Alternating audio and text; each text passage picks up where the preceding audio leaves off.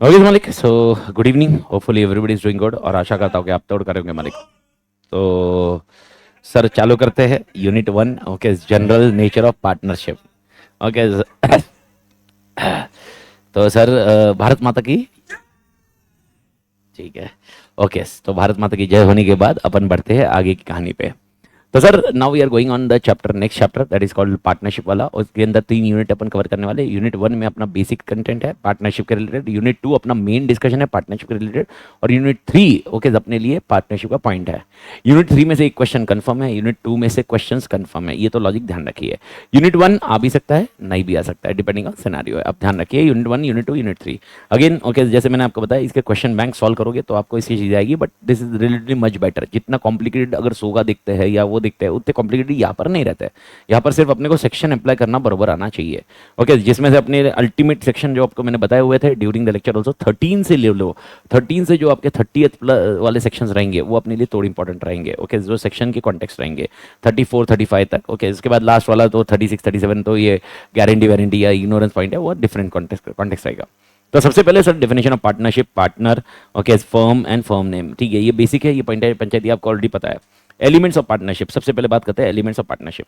Sir how many elements of partnership are there? 5। सबसे पहले partnership is an association of 2 or more person. I hope you remember this 2 or more person should be a legal person, यानी technically to understand. Okay, I hope you remember this, partnership का partner can not be partnership. Okay, but partnership का partner can be company also, can be LLP also, can be okay individual natural person also। तो artificial person भी हो सकता है, natural person भी हो सकता है, लेकिन वो कौन होना चाहिए? लॉ की नजरों में लीगल पर्सन होना चाहिए। ओके, पार्टनरशिप के लिए लीगल पर्सन नहीं है, आपने ये डिस्कस किया हुआ है। Second, partnership must be result of N agreement between entered into all person concerned. यानी क्या होना चाहिए? एग्रीमेंट। सर ये एग्रीमेंट किस पर्पस के लिए होना चाहिए? ओके, एग्रीमेंट होना चाहिए दो चीज के लिए। तो हम बिजनेस कंडक्ट करेंगे और बिजनेस से जो पैसा कमाएंगे हम वो शेयर करेंगे। तो agreement should be to carry on some business and the agreement must be to share the profits. मैं आपको याद होगा, I hope you remember this one. Okay, अगर प्रॉफिट्स कमाना ये एग्रीमेंट होना चाहिए, लॉस हुआ तो क्या करना है? अगर ये एग्रीमेंट में नहीं लिखा तो भी कोई दिक्कत नहीं है, लेकिन प्रॉफिट्स ओके शेयर करने चाहिए। That is what a concept of agreement. And most important, the business carried on by all or any of them acting for all। यानी अगर आपको याद होगा म्यूचुअल एजेंसी, यानी हर पार्टनर क्या है? एजेंट है। किसका? दूसरे पार्टनर का। और दूसरे पार्टनर के लिए वो कौन है? प्रिंसिपल। ओके, यानी एक पार्टनर दो रोल प्ले करता है। कौन सा दो रोल प्ले करता है? Partner is playing a role of principal as well as agent. He is a principal for other partner and he is a agent for other partner. तो mutual agency वाला context है। तो ये 5 elements of partnership है, याद रखियो बड़ी। लेकिन जब ये 5 एलिमेंट पढ़ा रहा हो तो ट्रू टेस्ट ऑफ पार्टनरशिप को मिस मत करिए। तो इसी में से ट्रू टेस्ट ऑफ पार्टनरशिप निकला। पहला point, there is an agreement between the all the person concerned. Okay, all the person concerned, इसके ऊपर मैंने आपको बता दिया यहाँ पर एग्रीमेंट होना चाहिए। इसीलिए एक कॉन्सेप्ट, आई डोंट नो कितने जन को याद होगा, लेकिन ये कॉन्सेप्ट है। ओके, इट इज ये partnership is not given by status of law. Example HUF, मैंने हिंदुस्तान अनडिवाइडेड, हिंदुस्तान क्या बोल रहा है? HUL रहता है, HUF हिंदू अनडिवाइडेड फैमिली। ये स्टेटस से मिलता है आपको। किससे मिलता है? स्टेटस। लेकिन पार्टनरशिप स्टेटस से नहीं मिलता। पार्टनरशिप के लिए क्या चाहिए? एग्रीमेंट। ये पहला पॉइंट आपको ध्यान रखना है। Second, the agreement was to share the profits. Okay, आपके इसके कंटेक्स्ट में अपन ने मल्टीपल चीज पढ़ी, जिसका एक एग्जांपल रिकॉल करा था। ओके, ये रूम है, ये रूम में मैं और विनोद सर ओनर है। ओके, यहाँ पर ये रूम का जो रेंट आता है मैं और विनोद सर शेयर करते हैं। क्या ये पार्टनरशिप है? नहीं, ये को ओनरशिप है। I hope every clear. तो आपको समझना पड़ेगा ये पॉइंट पार्टनरशिप है या को ओनरशिप है। मतलब टेक्निकली पार्टनरशिप के लिए क्या होना चाहिए? Agreement to share profits. I hope clear buddy. And last point, the business was carried on by all or any of them for acting for all. Therefore, this concept is called mutual agency. तो partnership के लिए true test के लिए कितनी चीजें हैं? 3। मैं वापस आपको बता दूं, ये तीनों चीजें जब कंप्लाई होगी तो ही पार्टनरशिप माना जाएगा। 3 में से एक हो रही है, पार्टनरशिप नहीं है। तीनों के तीनों चाहिए। कंक्लूसिवली मुझे देखना है तो तीनों के तीनों चाहिए। यानी अगर पहला पॉइंट एग्रीमेंट है क्या, तुम्हारा आंसर हाँ आ गया। Partnership no. Agreement to share profits है क्या? हाँ। ओके, नहीं भाई। क्या एक दूसरे को लायबल कर सकते हो? यस, तब जाके पार्टनरशिप बोलेंगे। Is that point clear? Okay, partnership के लिए आपके डिस्टिंग्विश बिटवीन मल्टीपल क्वेश्चन है। यूनिट 1 में आपने देखा भी होगा, इसी के मल्टीपल क्वेश्चंस आपको मिल जाते हैं। पहला पॉइंट, पार्टनरशिप और joint stock company. Sir what is meaning of joint stock company? Company. Sir सबसे बड़ा डिफरेंस, ये नॉट ए लीगल एंटिटी, ये separate legal entity. Agency, every partner is agent of other partner, member is not agent of other member. ये तो logic आपको clear ही है ना? Okay sir, according to terms of partnership deed profit कैसे distribute होगा? यहाँ पर कोई कंपल्शन नहीं है, डिविडेंड डिक्लेयर भी हो सकता है, नहीं भी हो सकता है। भारत माता की जेपा। एक्सटेंट ऑफ लाइबिलिटी अनलिमिटेड है किसमें? पार्टनरशिप में। यहाँ पर लिमिटेड बाय शेयर है। अच्छा, क्या कंपनी में अनलिमिटेड लाइबिलिटी नहीं हो सकती? हो सकती है। तीन तरह की लाइबिलिटी है कंपनी में, कौन सी? Limited by shares, limited by guarantee, unlimited. और इसके कॉम्बिनेशन 5 होते हैं, limited by shares, limited by guarantee, limited by shares and guarantee, limited unlimited and limited by shares. याद आया बड़ी? ये 5 कॉन्सेप्ट है। पर यहाँ पर इन्होंने एक एग्जाम्पल लिखा हुआ है कि भाई यार लिमिटेड बाय शेयर्स का है, बट आपको ये समझना है company can be also unlimited. यहां पर प्रॉपर्टी कौन सी है? Joint estate, separate from that of members. शायद आपको याद होगा Salomon versus Salomon, separate legal entity. Company and जो भी मेंबर्स है ये दोनों सेम नहीं है। ओके, लेकिन कुछ कुछ केसेस में लिफ्टिंग ऑफ कॉर्पोरेट वेल याद होगा, 5 केसेस रहेंगे आपको, ठीक है, याद रहेगा। ट्रांसफर ऑफ शेयर्स, कैन यहां पर पार्टनर के ट्रांसफर ऑफ शेयर्स कर सकते हैं? No, without the consent of partner नहीं कर सकते। ओके, और दूसरा पॉइंट है subject to the provision of articles.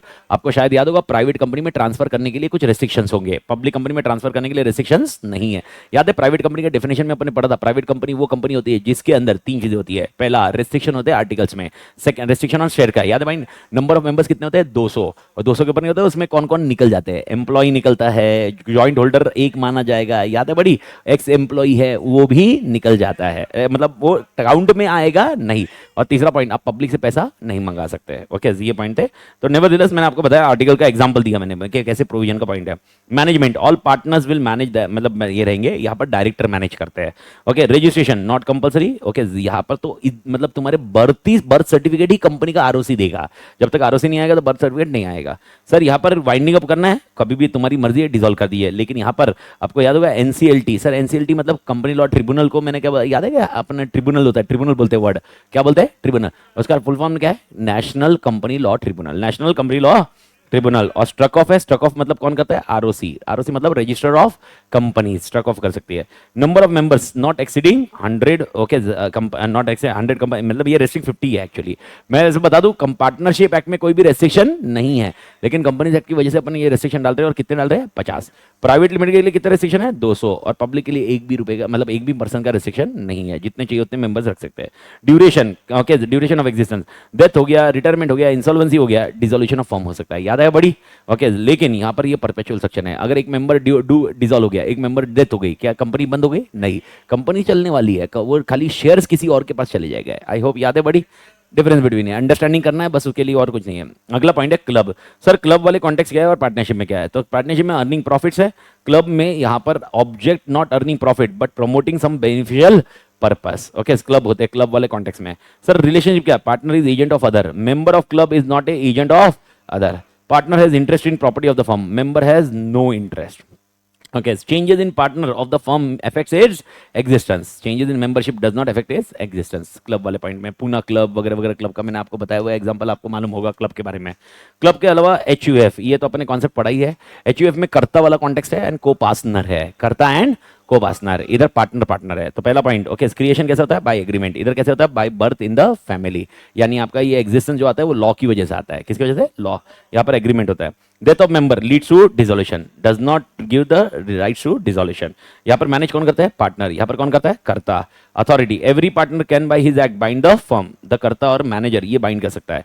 Liability unlimited है, ओके, अनलिमिटेड है। किसके अंदर? पार्टनरशिप। पार्टनरशिप में हमेशा अनलिमिटेड लाइबिलिटी है, तो आपको मालूम ही हुआ। एलएलपी में लिमिटेड होगा क्योंकि इसका नाम ही है लिमिटेड लाइबिलिटी पार्टनरशिप। यहाँ पर उधर सोचो मत ज्यादा, एलएलपी में लिमिटेड रहेगा, इधर अनलिमिटेड है। इधर अनलिमिटेड क्यों है मालूम है ना? क्योंकि यहाँ पर कौन लायबल है? पार्टनर इंडिविजुअली लायबल है, याद है ना buddy? Liability of karta is unlimited and other को partner to the extent of the share in the profits. तो इसमें खाली किसकी लाइबिलिटी अनलिमिटेड है? कर्ता की। लेकिन जो को पार्टनर है, को पार्टनर जैसे मेरी वाइफ हो गई, मेरे बच्चे हो गए, उनकी liability limited to the share in profits. मैं उनको जितना प्रॉफिट दे रहा हूँ उतना ही वो लायबल रहेंगे, बाकी मेरी लाइबिलिटी अनलिमिटेड होगी। Okay, calling for closure, provide partner can dissolve. यहाँ पर separation of member is not entitled. Indian partnership act होता है, हिंदू लॉ होता है। बेनिफिट्स ऑफ पार्टनरशिप के लिए वो माइनर को एडमिट कर सकते हैं। यहाँ पर becomes a member on off the ancestral business by the incidence of birth. माँ कसम पैदा हुआ उसी दिन से वो लाया भाई अधिकार रखता है, मालूम है, वंशज आ गया, वंशज आ गया, तो वंशज उसको राइट्स कब से मिलते हैं? बर्थ से। And continuity subject to the contract between partners get dissolved by death or insolvency, continuity till the divided. यानी एग्जांपल, अगर मैं पापा से अलग हो गया तो पापा और मेरे भाई हम दोनों अलग हो गए, तो सुमित का अलग एचयूएफ होगा, मेरा अलग एचयूएफ होगा। This is how the things work. And last concept, यहाँ पर मेंबर्स 50 के ऊपर नहीं है, यहाँ पर अनलिमिटेड हो सकते हैं, एचयूएफ में कोई लेना देना नहीं है। And share in the business defined by agreement fluctuating. आत्मा क्लियर? को ओनरशिप, अगर आपको याद होगा को ओनरशिप और पार्टनरशिप में क्या डिफरेंस है? को ओनरशिप मतलब क्या था? ओके ये को ओनरशिप का एग्जांपल, प्रॉपर्टी ओन साथ में कर रहे हैं, दैट इज कॉल्ड को ओनरशिप, तो उसका रेंट लेते हैं। Is that point clear? Okay, और मैंने आपको एक क्वेश्चन में मैं बताया, और मैं क्वेश्चन सॉल्विंग के टाइम पे क्लियर बताऊंगा, ये क्वेश्चन आपको तीनों एक्ट में आ सकता है, इंडियन कॉन्ट्रैक्ट एक्ट, सोगा में भी, और इंक्लूडिंग पार्टनरशिप में। एग्जाम्पल, ये रूम का रेंट है, ओके ये रूम मैं और विनोद सर ओनरशिप में दे रहे हैं, ओके ये रूम का रेंट है, ओके मैं और विनोद सर डिवाइड कर रहे हैं, क्या पार्टनरशिप में ये पार्टनरशिप मानी जाएगी? नहीं, ये क्वेश्चन पार्टनरशिप में आएगा। इसका रूम का रेंट है, ओके, और इसमें एक टेनेंट रह रहा है, वो टेनेंट ने कुछ खर्चा किया, और वो खर्चे की रिकवरी, खर्चा मतलब जो अपने को पे करना था मेरे को और विनोद को, और वो खर्चे की रिकवरी क्या वो टेनेंट रिकवर कर सकता है under Indian contract act? Yes, जाते बड़ी। ओके, और इसी के कंटेक्स में, एक सोगा के कंटेक्स में भी, ओके मतलब ये कॉन्टेक्स आ सकता है जहां पर जॉइंट ओनर्स ने ये गुड्स दिए होंगे। तो आपको तीनों क्वेश्चन, एक ही क्वेश्चन तीन एंगल से अपन डिस्कस करेंगे ड्यूरिंग द पॉइंट, तो ये ओनरशिप में आपको ध्यान रखना होगा। ओके, यहाँ पर कैसे होता है पार्टनरशिप में? कॉन्ट्रैक्ट। यहाँ पर कैसे आता है? एग्रीमेंट और operation of law. Partner is agent, यहाँ पर कोई भी एजेंट नहीं है, विनोद सर और मैं एजेंट थोड़ा ना एक दूसरे के, को ओनर है, ये रूम हम दोनों साथ में ओनरशिप में कर रहे हैं, मैं हम दोनों एक दूसरे के एजेंट थोड़े ना हुए। अगला, profit and losses must be shared, यहाँ पर does not involve sharing of profit and losses. हम लोग विनोद सर क्या शेयर कर रहे हैं? रेंट शेयर कर रहे हैं या प्रॉफिट एंड लॉस शेयर कर रहे हैं? रेंट। प्रॉफिट एंड लॉस ना शेयर कर रहे हैं, रेंट कर रहे हैं ना, रेंट आ रहा ना इस रूम का। पार्टनरशिप में क्या होगा? Profit and loss. Okay, then transfer of interest, consent लगेगा, यहाँ पर कंसेंट की जरूरत नहीं है। यानी क्या मेरा मेरा मेरा जो राइट है, क्या मैं अपने बेटे को ट्रांसफर कर सकता हूँ? यस, मेरे को विनोद सर से पूछने की जरूरत ही नहीं है, 50% राइट है इस घर में, मैं कर दूंगा ट्रांसफर। अगला point, partnership and association, relation of agency between two और मोर, ये तो पार्टनरशिप का ही है, evolves out of social cause. Okay, social cause मतलब एसोसिएशन वाला कॉन्सेप्ट। हाँ, ओके, जो चैरिटेबल ऑर्गेनाइजेशन होते हैं ना, वो वाले कॉन्सेप्ट है एसोसिएशन। यहाँ पर partnership to run the business and earn profit, यहाँ पर चैरिटेबल ऑर्गेनाइजेशन का to for doing the charity, तो ये याद रखना है। तो कुछ कुछ डिफरेंस बिटवीन थे, कुछ डिफरेंस बिटवीन आ गए तो किस्मत तुम्हारी नहीं आए तो ठीक है, ये part and parcel of difference between का पॉइंट है। इसके बाद और एक क्वेश्चन आता है, पार्टनरशिप कितने प्रकार की होती है? तो आपको याद होगा पार्टनरशिप कौन सी होती है। एक होता है पार्टनरशिप एट विल, एक होता है पार्टनरशिप फॉर फिक्स पीरियड, एक होती है पर्टिकुलर पार्टनरशिप, एक होती है general partnership. Partnership at will है, इसका मतलब ये एंड होने वाली नहीं है, ये कंटिन्यू रहने वाली है। सर इसको एंड कैसे किया जाएगा? बाय गिविंग ए नोटिस, एक पार्टनर नोटिस दे सकता है दूसरे पार्टनर को और इसको एंड कर सकते हैं। Is that point clear? Okay, ये वाला कॉन्टेक्स्ट आप ध्यान रखिए, notice bye be given by partner, partnership at will. Partnership of fix period कब एंड होगी? फिक्स पीरियड खत्म होने के बाद, 2 साल के लिए अपन पार्टनरशिप एंटर करते हैं, 2 साल के बाद बंद करेंगे। 2 साल हो गए, उसके बाद भी अगर ये पार्टनरशिप कंटिन्यू हो गई, इसका मतलब ये पार्टनरशिप क्या बन गई? Partnership at will. तो partnership of fix period can continue as partnership at will, ये याद रखिए। Partnership at will can not be go and partnership for fix period, partnership of will and ही होगी, पर पार्टनरशिप ऑफ फिक्स पीरियड, अगर fix period है और fix period खत्म हुआ तो किस में कन्वर्ट हो जाएगी? विल में। Is that point clear? Particular partnership, आपका स्कोप बिजनेस पूरा डिफाइंड है, that is called particular partnership.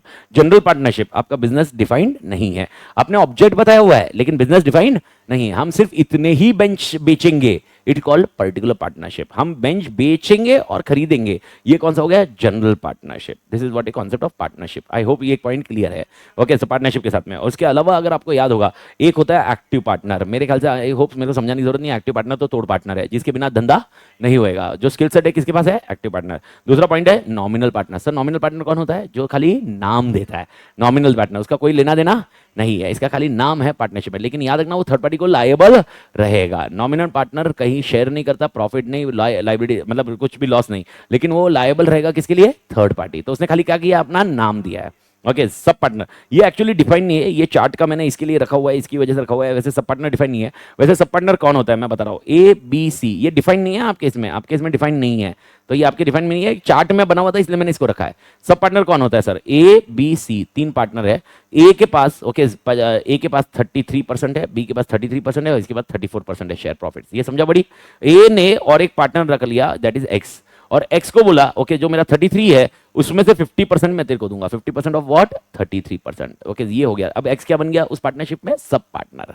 Okay sir ऐसा क्यों होगा? ओके, ए ने अपना कुछ काम एक्स को दिया होगा, इट में happen, this is called sub partner. Is it permitted? Yes. सब एजेंट, आपने एजेंट में पढ़ा था, सब एजेंट, एजेंट का एजेंट, सब पार्टनर, पार्टनर का पार्टनर, पर पार्टनर का पार्टनर मतलब पार्टनर के बिहाफ पे काम करने वाला काम।